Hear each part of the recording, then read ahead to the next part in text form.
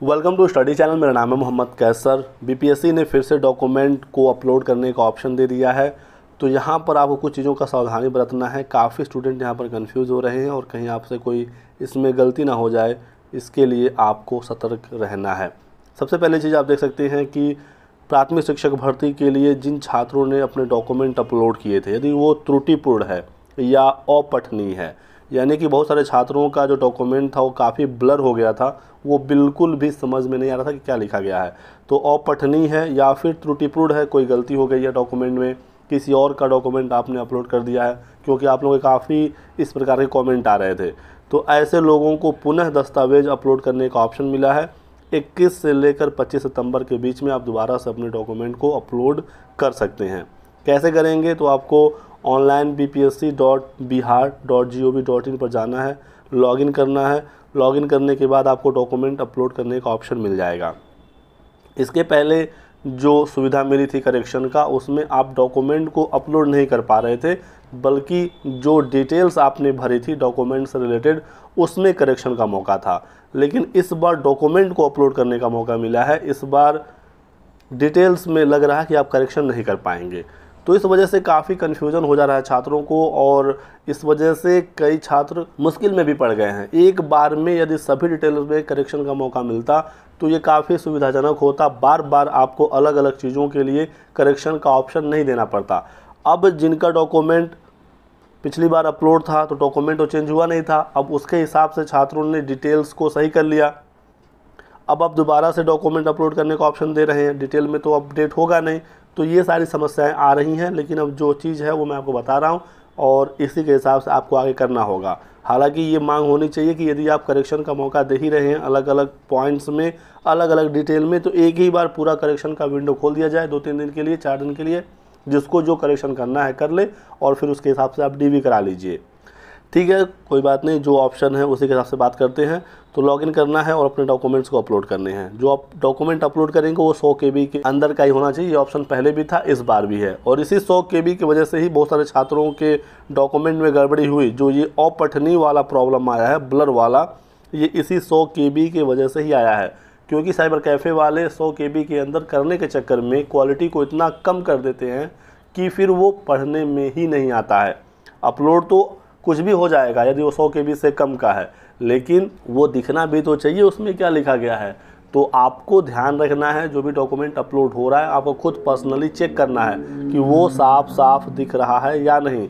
ऐसा नहीं कि सिर्फ 100 KB हो गया तो अपलोड कर दो। अपलोड तो कुछ भी हो जाएगा, लेकिन जब वो दिखेगा ही नहीं तो डीवी कैसे होगी, इसका आपको ध्यान रखना है। क्योंकि अभी जब बीपीएससी ने ऑप्शन दिया था कि आप अपने डॉक्यूमेंट्स को डाउनलोड कर सकते हैं, देख सकते हैं, तब छात्रों को समझ में आया कि कितना बड़ा गलती उनसे हुआ है, क्योंकि डॉक्यूमेंट में कुछ दिख ही नहीं रहा था। तो इस बार दोबारा से जब आप PDF फाइल बनवाएंगे 100 KB से कम का, तो आपको ध्यान रखना है कि वो विजिबल हो, समझ में आए कि आखिर क्या चीज़ें उसमें हैं। तो दोबारा से जो आपको डॉक्यूमेंट अपलोड करने हैं वो त्रुटि रहित रहना चाहिए, यानी जो भी गलती है उसमें सुधार हो, त्रुटि रहित हो और पठनीय हो, यानी पढ़ने योग्य हो। ठीक है। और यहाँ पर जो सबसे ज़्यादा कन्फ्यूज़न हो रहा है वो यहाँ पर हो रहा है कि अपलोड किए जाने वाले दस्तावेज की जो छाया प्रति है वो राजपत्रित अधिकारी द्वारा अटेस्ट होना आवश्यक है। साथ ही अपलोड करते समय राजपत्रित अधिकारी का नाम, पदनाम, पदस्थापन का स्थान, संपर्क संख्या पोर्टल पर अंकित करना सुनिश्चित करें।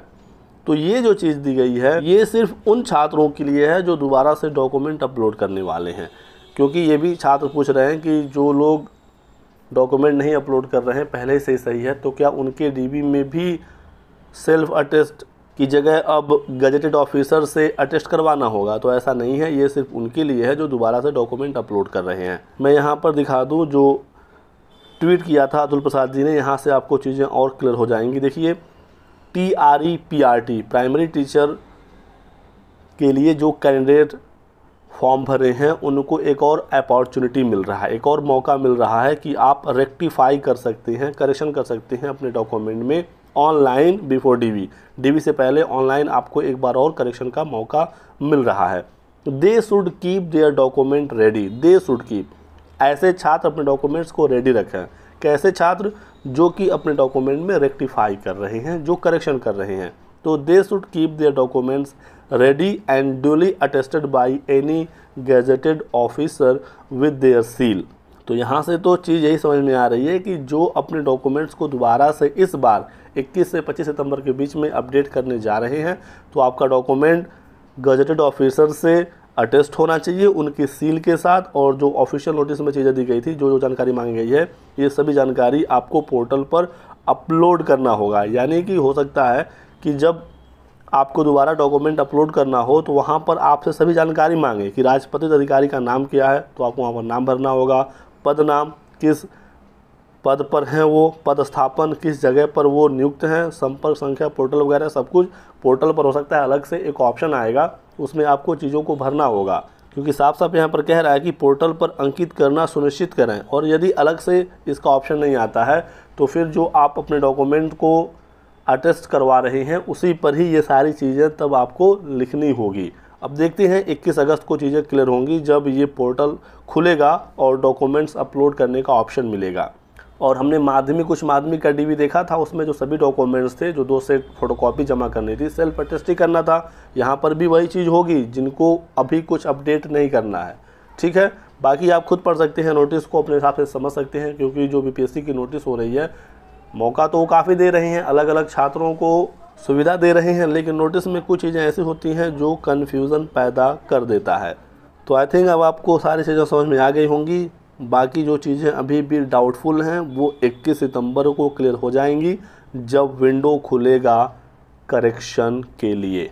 एक बहुत बड़ा मौका है उन छात्रों के लिए जिनके डॉक्यूमेंट्स में कोई गड़बड़ी हो गई थी, जो गलत डॉक्यूमेंट अपलोड कर दिए थे या ब्लर वाला डॉक्यूमेंट अपलोड हो गया था। तो ऐसे छात्रों के लिए एक सुनहरा मौका है। बस आपको कुछ चीज़ों का ध्यान रखना है ताकि अब कोई गलती ना हो। रिज़ल्ट को लेकर भी अतुल प्रसाद जी ने बता दिया है कि मिड अक्टूबर तक अब आपका रिज़ल्ट आएगा। तो ये कुछ जानकारी थी जो आप लोगों को देनी थी। वीडियो पसंद आया तो लाइक और शेयर जरूर करिएगा। चैनल को सब्सक्राइब करके बेल आइकन दबा लें ताकि आपको इसी प्रकार की सभी लेटेस्ट और ऑथेंटिक इन्फॉर्मेशन मिलती रहे। Thanks for watching.